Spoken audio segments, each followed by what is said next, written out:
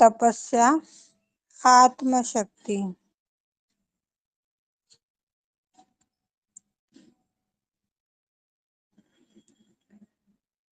एक बीज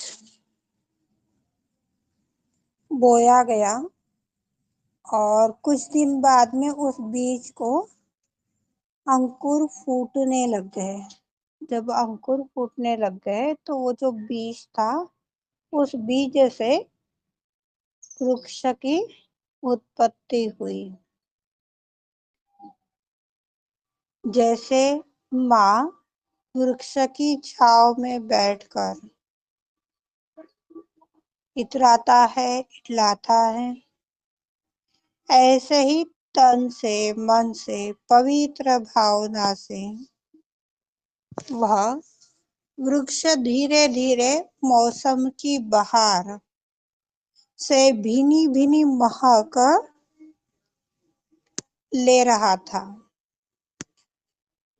और यह भीनी भीनी जो महक है, यह बहुत ही सुंदर अनुभूति वाली है। जैसे बारिश गिरती है, जल का छिड़काव करके चली जाती है,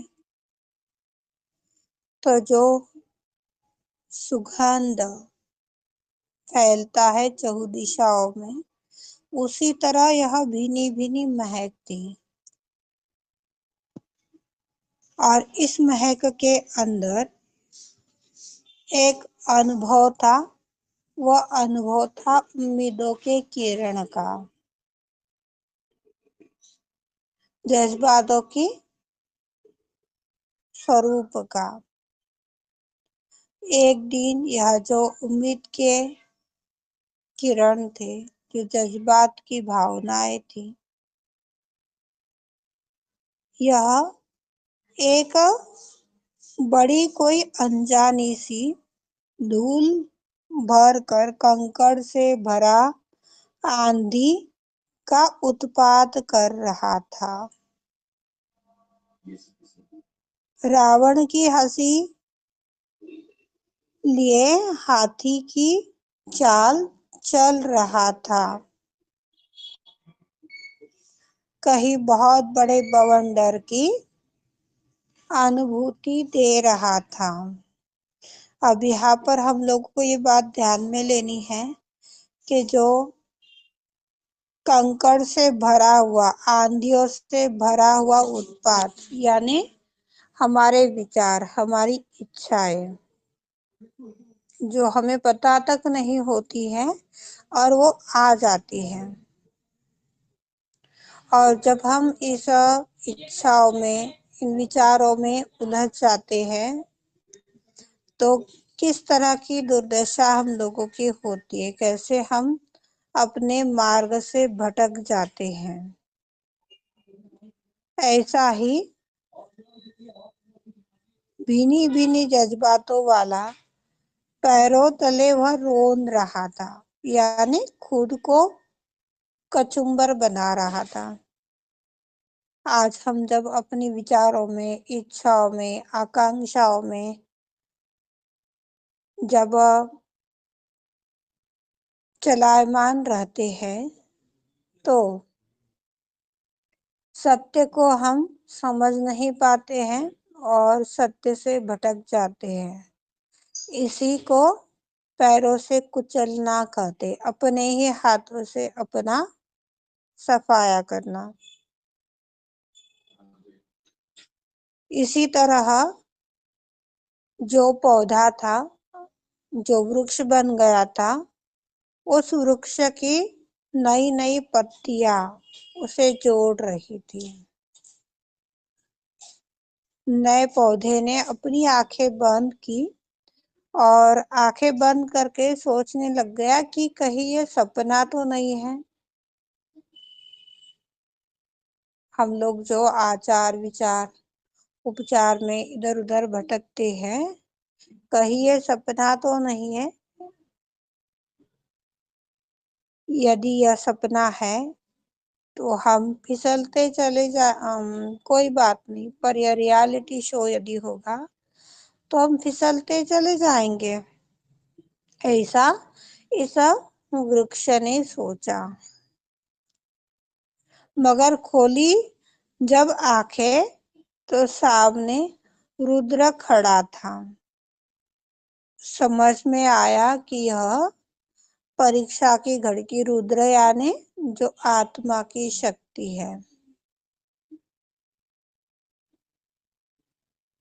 और यह आत्मा की शक्ति जो रुद्र है वह हम लोगों की परीक्षा ले रहा था। अब यदि इस परीक्षा को हम डांट कर फटकार कर पास करते हैं तो जो सामना करने की शक्ति है उसे खो देते हैं। ऐसे ही नन्हे नन्हे हाथों से खुद को यदि हम समेटते हैं, खुद को यदि हम थोड़ा सा धक्का दे देते हैं कि अरे मैं कहाँ जा रहा हूँ, मेरा मन कहाँ जा रहा है, मेरे मन को मैंने कहाँ पर बांध रखा है, इस तरह से थोड़ा अपनी आत्मा को, अपनी मस्तिष्क को यदि हम धक्का देते हैं तो रियल सिचुएशन में स्थापित हो पाते हैं। पर किसी कहने सुनने के माध्यम से हम सुनते चले जा रहे हैं और करते चले जा रहे हैं, अपनी हृदय की आवाज को नहीं सुन पा रहे हैं, तो ऐसे भटके हुए सहयोगी कहलाते हैं।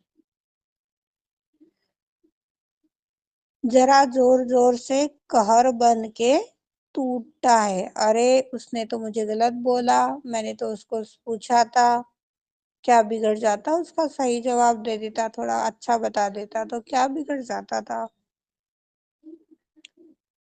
यह कहर बन के टूट पड़ता है। उनके मन को नवजीवन की जो प्रेरणा होती है वो खत्म हो जाती है। हर तरीके का प्रहार वो बन गरजता है, उस पर दंभ बन करके टूट पड़ता है, तो उसकी जो झूठी आन बान शान है वह शान सारी समाप्त हो जाएगी।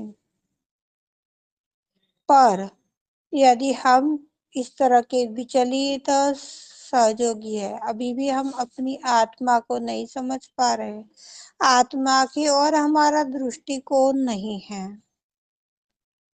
तो सब कुछ धरा का धरा रह जाएगा। हमें कोई जागृति देने वाला नहीं बचेगा। उठकर बैठा, टूटे हुए टुकड़ों को समेटा, समझा यही वो सार था। सोच लिया जो ठान लिया, उसके आगे सब बेकार है। सोच लिया जो ठान लिया कि नहीं, यह मुकाम हमें प्राप्त करना है और इसके लिए जो आदिशक्ति हमें मार्ग प्रशस्त करवा रही है उस मार्ग पर हमें चलना है। इसके लिए वही आएगी चित्त की तपस्या। मन जाए कहीं भटक भटक कर तो उसे लाओ खचित खचित कर। इस तरह से हम अपनी हिम्मत को बांध कर रख सकते हैं। जो अपनी हिम्मत को बांध कर रख सकता है, जो मजबूत बन जाता है या मजबूती की ओर जिसके कदम रहते हैं, ऐसे व्यक्ति को आत्मशक्ति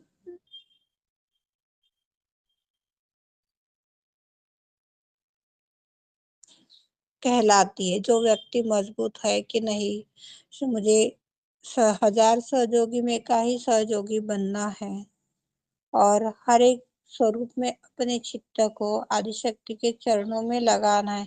बुरा आ रहा है तो भी हमें उस आदिशक्ति के प्रति समझना है, अच्छा हो रहा है तभी ज्यादा उछलना नहीं है।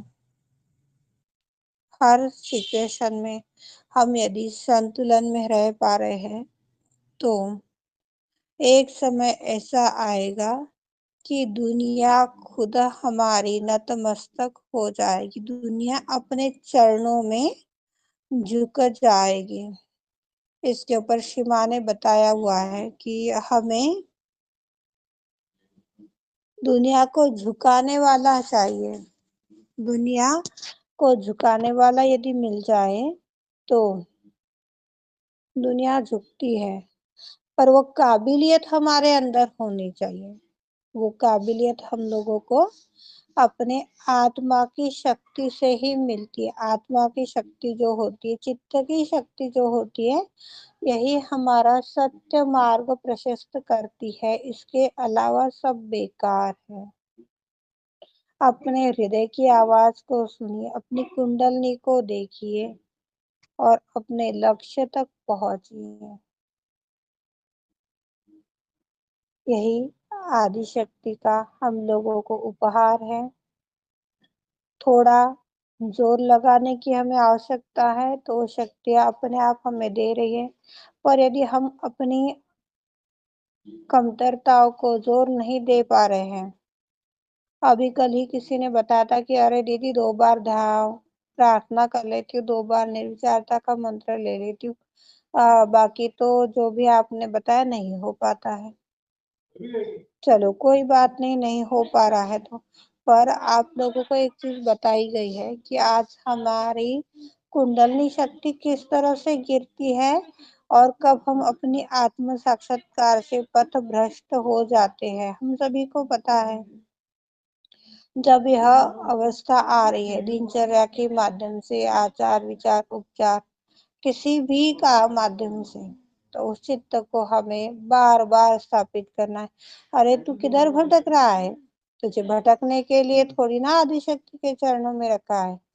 चल माँ के दरबार चल।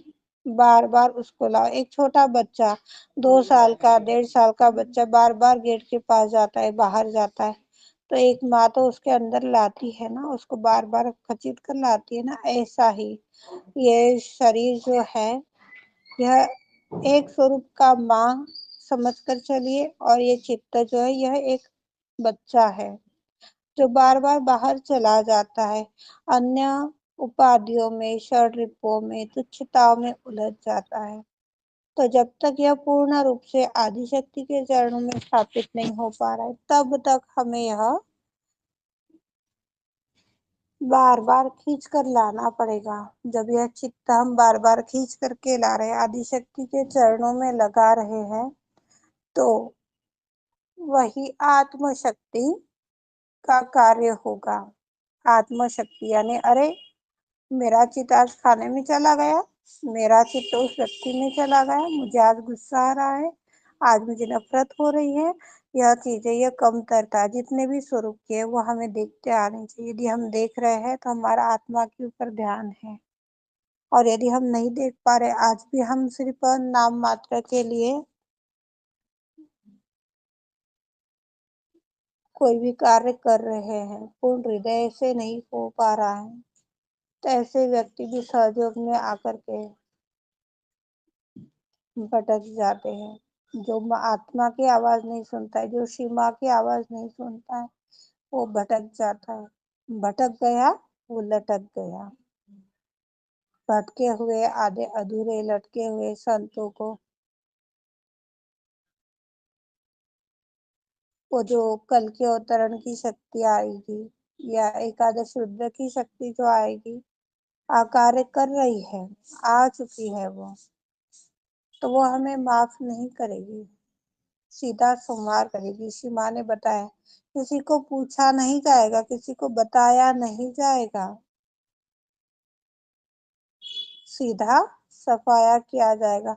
ये एक ऐसा अवतरण है जहाँ आप लोगों को सारी बातें समझाई जा रही है, बताई जा रही हैं, और उसे आपको सुनना, ना सुनना, समझना, ना समझना, सभी को स्वतंत्रता श्री माँ ने दे रखी है।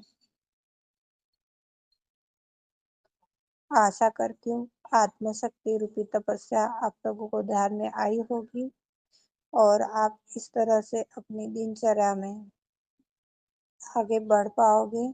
श्री माता जी विश्व के सारे संतों को कृपावंत होकर वह गुण दीजिए, वह ज्ञान दीजिए, जिससे कि वो आत्मा में स्थापित हो और परम लोक का रहवासी बन जाए सदा सदा के लिए।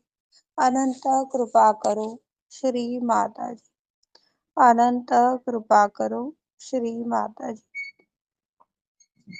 साक्षात श्री आदिशक्ति माता जी, श्री निर्मला देवे नमो नमः।